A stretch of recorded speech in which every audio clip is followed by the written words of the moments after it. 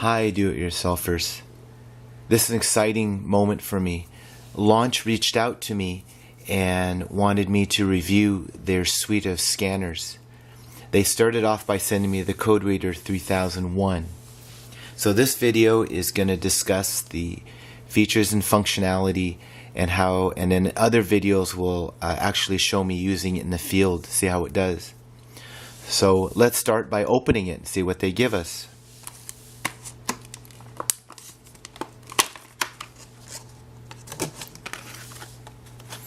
They give us a list of features that it has,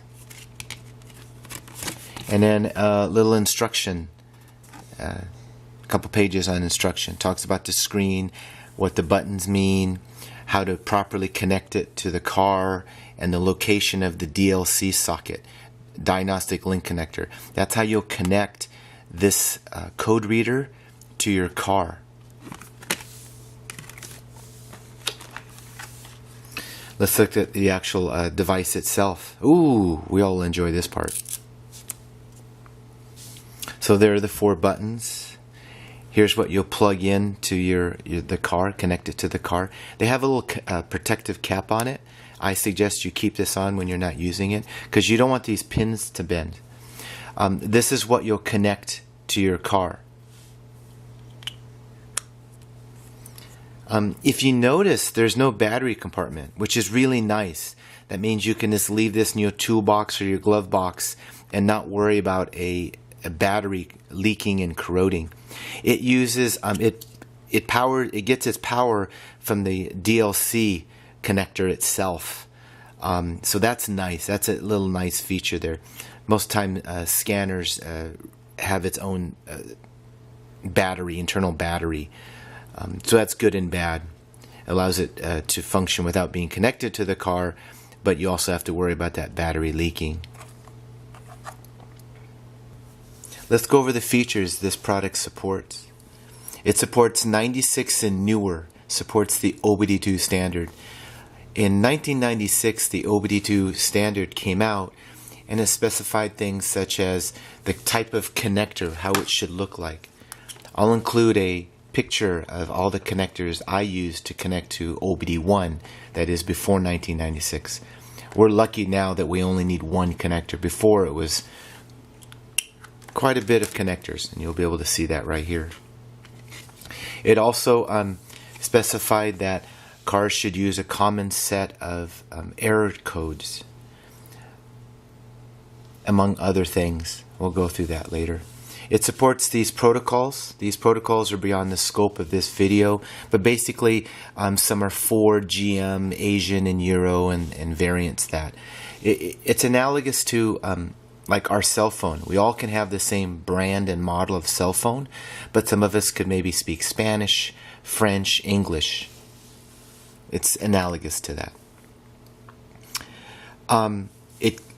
It covers the latest modes of 1 through 10. Again, in OBD2 standard, it specified what these modes are. And let's go through those real quick. So mode 1 is request live data. Certain data, they're called PIDs, parameter IDs, like engine coolant temperature, O2 reading, throttle position, load of car, things like that. We'll go through that later. That's sort of beyond the scope of this video. Request freeze frame information, mode 2. What that is when you do get a trouble code, it takes a snapshot of the live data at the time the trouble code was set. So you can see, you can get some information about maybe what set the code or the reason. Request stored trouble codes, that's where you're actually pulling the code. So when you get a check engine light, would probably be the reason you would get a code reader like this, and this allows you to retrieve the 1 or more error codes. Mode 4 is clearing and resetting the trouble code and emission related data. Now, don't get a code reader or scanner and just clear a code when you get it. It's just going to come back. You want to solve it. So the reason the OBD2 standard has that is certain codes, has this feature, is certain codes need to be fixed and then cleared. And if they don't return, you resolve them. Some error codes, you can just fix the car, drive it, and they'll go off. So that's why they needed the clear reset for the ones that won't automatically go off. Mode 5 is request oxygen sensor test results. O2 system, the oxygen sensor O2, is used for a variety of reasons and is a very important subsystem of your car. So that's why they have it called out individually. Mode 6, that's a very advanced area. What that is not only did the OBD2 standard say you must have, let's say, EGR, O2 system, EVAP system.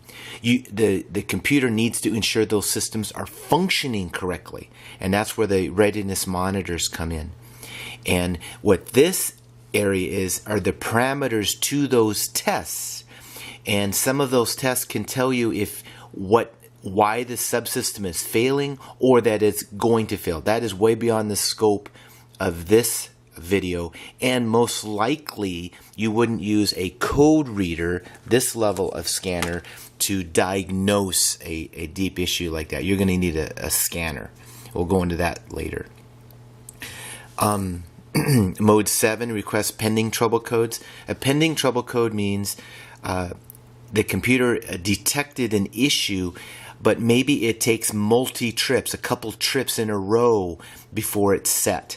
So sometimes it'll encounter a condition, but it won't encounter it again, so it stays as pending. I have seen some cars, I won't go into their makes and models, that tend to have a lot of pending codes, but never come to fruition. Mode 8, request control of onboard systems. I believe that's for bidirectional control, and since this is a code reader, this won't have bidirectional control. Bidirectional control means you can actuate things, turn on and off an actuator or sensor. I'm sorry, not a sensor, an actuator, a solenoid, something like that. Again, that's an advanced diagnostic feature. This code reader, again, will not have that capability. But yet the standard has the ability.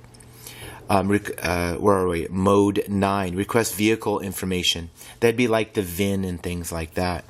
And lastly, mode A, which is really 10. The $sign means this is hexadecimal, and it's base 16. You and I are used to base 10, like our currency, the US dollar, but this is base 16. So each digit goes from 0 to 15.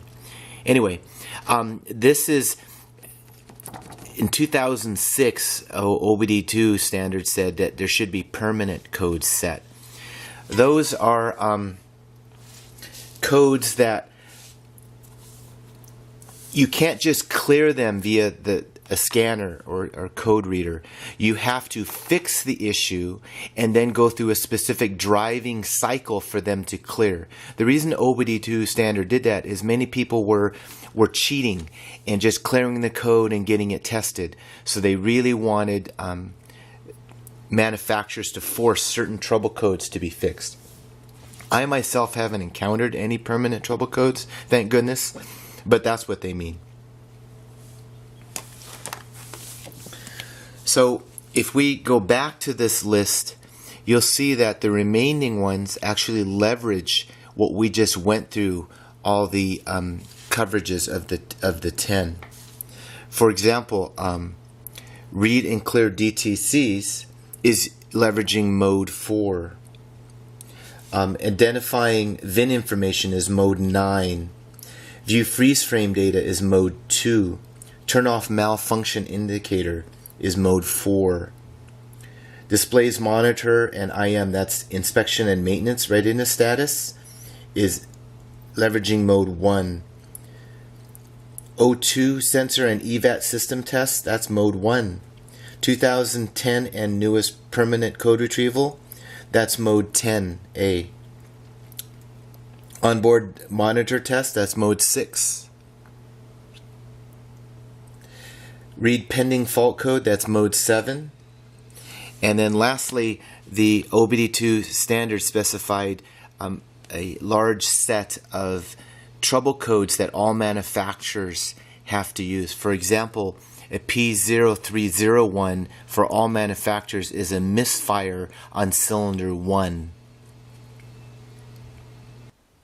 Well, now that we've completed Launch's CodeReader 3001 package opening, keep an eye out for future videos where I talk about its first time usage, and we'll go through and navigate through its user interface using these keys.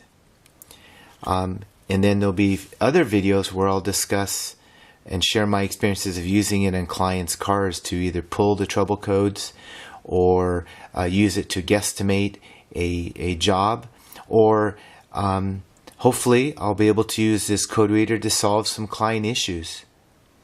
I look forward to sharing my experiences with you. Thank you for watching. I hope you found the information helpful.